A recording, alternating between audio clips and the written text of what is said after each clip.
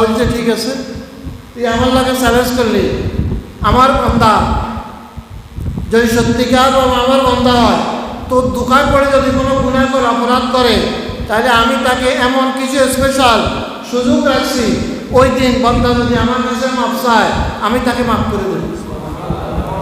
তুই দোকান দিতে দিতে মিন্নত হয়ে যাবি, আর আমার এক ক্ষমায় সে নিষ্পাপ হয়ে যাবে।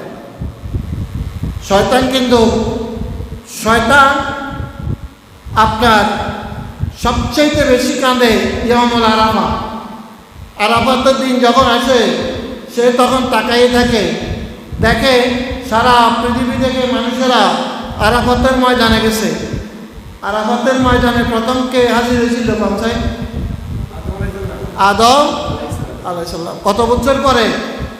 350 বছর পরে। দুনিয়াতে পড়ার পরে 350 বছর। এই যে শ্রীলঙ্কা অ্যাডাম স্পিক সিংহল, সেখানে পড়ছে হেঁটে হেঁটে নদ নদী সাগর মহাসাগর পাহাড় পর্বত এগুলা ডিঙ্গিয়ে 350 বছর এই পথে ঘাটে কাটিয়ে অবশেষে আরাফাতের ময়দানে উপস্থিত হয়েছে।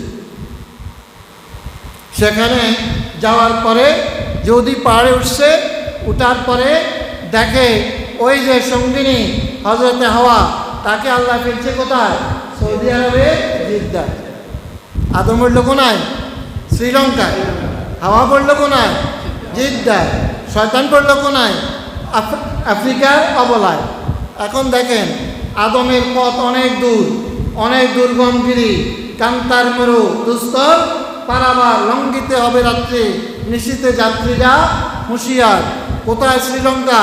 এরপর নদ নদী পাহাড় পর্বত এগুলা ডিঙ্গিয়ে তাকে 350 বছর কাঁদিয়ে অকালান্ত পরিশ্রম করে এরপরে আরাফাতের ময়দানে উপস্থিত হতে হয়েছে। আর হাওয়া আলাইহিস সালাম আরাফাতের ময়দান থেকে কি জিদ্দা, বেশি দূরে নেই, অল্প কতটুকু, সেখান থেকেই তিনি আরাফাতের ময়দানে গেছেন। আল্লাহ বুঝাইতে চাইছেন, ও পৃথিবীর মানুষেরা, তোমাদের পথ অত্যন্ত কঠিন কঠোর, তোমাদেরকে পরিশ্রম করতে হবে। ওইভাবে আমি তোমাদের শরীরও গঠন করছি।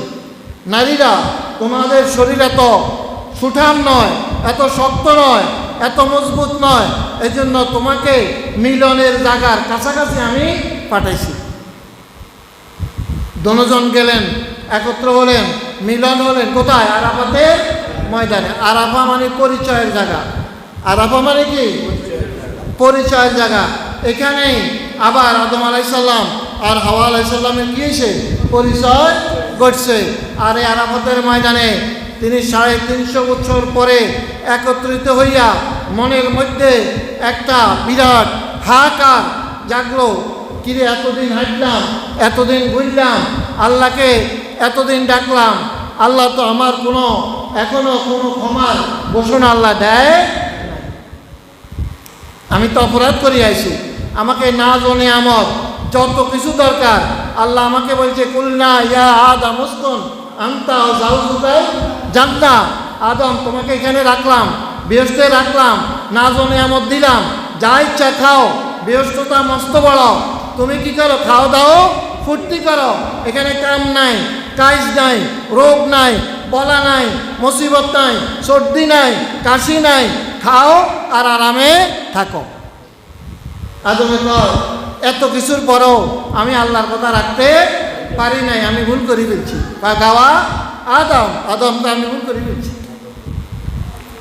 সেখান থেকে আল্লাহ যে আমাকে পাঠাইলেন, আজকে 350 বছর ময়দানে কোত্থেকে কোথায় আসলাম জানি না, শুনি না। এখানে আসার পরে আমার সঙ্গিনীকে, আমার সহধর্মিনীকে আল্লাহ আমার সাথে আবার পরিচয় করাইয়া দিলেন।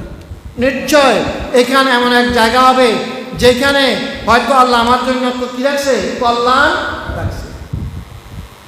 আল্লাহকে বললেন, আল্লাহ বহুত তো শাস্তি দিছ, বহুত ঘুরাইছ, হতে ঘাটে অঘাটে ঘাটে ঘুরাই এখানে আনছ, এখন আমি কি করতাম? আল্লাহ কয়, আদম এবার পড়ো, রব্বানা যালামনা আনফুসানা ওয়া ইন লাম তারহামনা লানাকুনান্না মিনাল খাসিরিন। রব্বানা যালামনা আনফুসানা, আয় আল্লাহ আমি আমার জুলুম করেছি, অত্যাচার করেছি আমার নফসের উপরে, এই ব্যাপারে তোমার কোনো কি নাই, তোমার কোনো দোষ নাই। তুমি আমাকে যা দেওয়ার সব দিছ, আমি তোমার অর্ডার পালন করতে না করে আমি নিজের উপরে জুলুম করছি। রব্বানা যালামনা আনফুসানা ওয়া ইন লাম তাগফির লানা, এরপরে কি কন্যা কথার আমনা, তুমি যদি মাফ না করো, আমার উপরে রহম না করো, তাইলে আমি চির জালিমদের অন্তর্ভুক্ত হয়ে।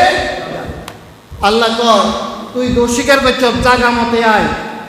যেই জায়গার দোষ স্বীকার করলে আমি আল্লাহ ক্ষমা না করি পারি না, এইটা যদি অন্য জায়গায় করতি তাইলে আমি তোরে এখনো ক্ষমা করতাম না। যেহেতু আরাফাতের ময়দানে আইস, এখানে আই আমার কাছে ক্ষমা চাইছ, যা তোর জীবনের সকল গুণ আমি মাফ করে দিলাম।